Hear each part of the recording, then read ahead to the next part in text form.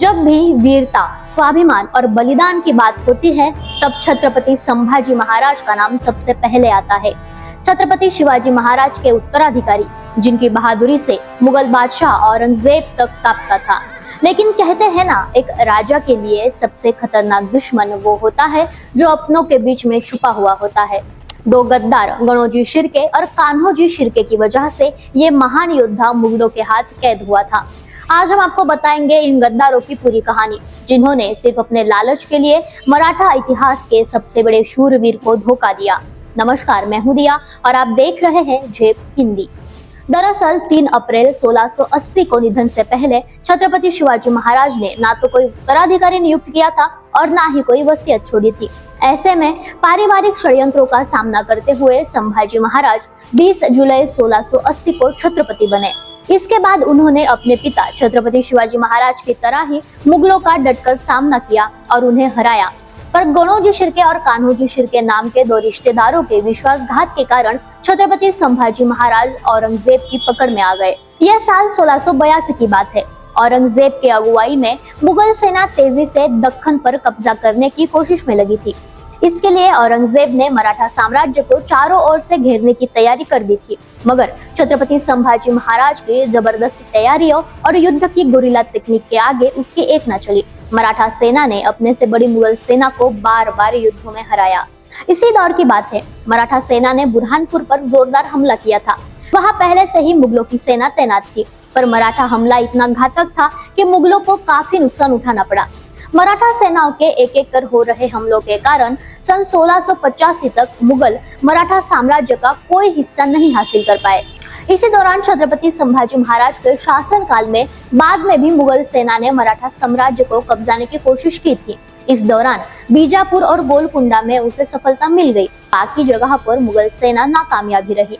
ऐसे ही एक हमले का सन 1687 में मराठा वीरों ने जोरदार जवाब दिया और मुगलों को पीछे धकेल दिया। इस युद्ध में छत्रपति संभाजी महाराज को जीत मिली, पर उनके विश्वास पात्र सेनापति हम्बीरराव मोहिते शहीद हो गए। इससे मराठा सेना पर बहुत ही बुरा असर पड़ा और इस कमजोरी का फायदा उठाने के लिए मराठा साम्राज्य में छत्रपति संभाजी महाराज के दुश्मन बने रिश्तेदारों ने साजिश रचनी शुरू कर दी। छत्रपति संभाजी महाराज की जासूसी होने लगी। ये उस दौर की बात है जब छत्रपति संभाजी महाराज 3 अलग अलग मोर्चों पर पुर्तगालियों, निजाम और मुगलों से लोहा ले रहे थे। इसमें उनको जीत मिली और संगमेश्वर में एक अहम बैठक और व्यवस्था बनाने के लिए वे मौजूद रहे। 21 जनवरी 1689 को संभाजी महाराज संगमेश्वर में अपना राजकीय कामकाज निपटा कर रायगढ़ निकलने वाले थे। तभी उनके रिश्तेदार गणोजी शिर्के और कान्होजी शिर्के ने साजिश रचकर उन्हें फंसाने की योजना बना ली। अब बात आती है कि ये गणोजी शिर्के आखिर थे कौन। तो गणोजी शिर्के संभाजी महाराज की पत्नी महारानी येसुबाई के भाई थे। कुछ इतिहासकार उन्हें दूर का भाई बताते हैं तो कुछ सगा। उनके पिता पिलाजी शिर्के मुगलों के सरदार थे, इसलिए उनके शासन वाले दाभोल पर छत्रपति संभाजी महाराज ने कब्जा कर लिया था। फिर गणोजी को अपने साम्राज्य में प्रभावनवल्ली सूबे का सूबेदार भी बनाया था। कुछ स्थानों पर गणोजी और कान्होजी को छत्रपति संभाजी महाराज का बहनोई भी बताया जाता है कि शिर्के बंधु संभाजी महाराज से नाराज रहते थे क्योंकि उन्होंने उनके पिता से दाभोल छीन लिया था। इसी बीच गणोजी शिर्के को मुगल सेना के सरदार मकरब खान ने लालच दिया कि अगर वह संभाजी महाराज को पकड़ने में मदद करेगा तो दक्षिण का आधा राज्य उसे दे दिया जाएगा। गणोजी उसके बाद में आ गया और संगमेश्वर से निकलने पर उनको रास्ते में फंसाने की योजना बना ली। संभाजी महाराज संगमेश्वर से निकलते तब तक गणोजी ने कुछ गांव वालों के साथ वहां आ गया और कहने लगा कि इस इलाके के लोग आपका सम्मान करना चाहते हैं। इस पर संभाजी महाराज रास्ते में रुकने के लिए तैयार हो गए। छत्रपति संभाजी महाराज की सहमति मिलने पर गणोजी ने मुगल सरदार मुकरब खान को सूचना भेजकर उनके रास्ते की जानकारी दे दी। मुकरब खान गुप्त रास्ते से 5000 सैनिकों की फौज के साथ आ धमका, जबकि जिस रास्ते से महाराज जा रहे थे वह केवल मराठों को ही पता थी। इस रास्ते की विशेषता ये थी कि यह इतना संकरा था कि एक वक्त पर केवल एक ही सैनिक यहाँ से निकल सकता था। जैसे जैसे मराठा सैनिक निकलते रहे, उन्हें मुगल सेना बंदी बनाती रही या वे शहीद होते रहे। औरंगजेब के आदेश के अनुसार छत्रपति संभाजी महाराज को जिंदा पकड़ लिया गया। तारीख थी 1 फरवरी 1689।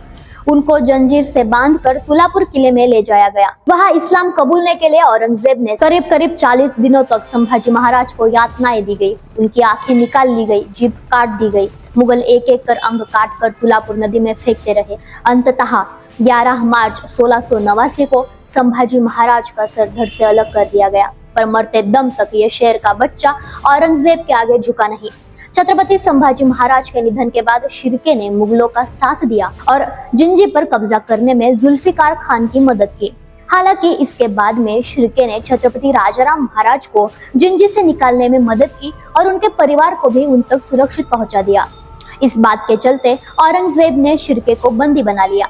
औरंगजेब की मौत के बाद शिर्के को छोड़ दिया गया और वह छत्रपति शाहूजी महाराज के समय में मराठा साम्राज्य में शामिल हो गया। गद्दार गणोजी शिर्के को लगा था कि उसे मुगलों से इनाम मिलेगा, लेकिन इतिहास ने उसकी कहानी गद्दार के नाम से लिख दी। ये मराठा इतिहास सिर्फ तलवारों और युद्धों की कहानी नहीं है, बल्कि ये स्वाभिमान और बलिदान की गाथा है। छत्रपति संभाजी महाराज की शहादत ने मराठाओं के संघर्ष को और मजबूत कर दिया।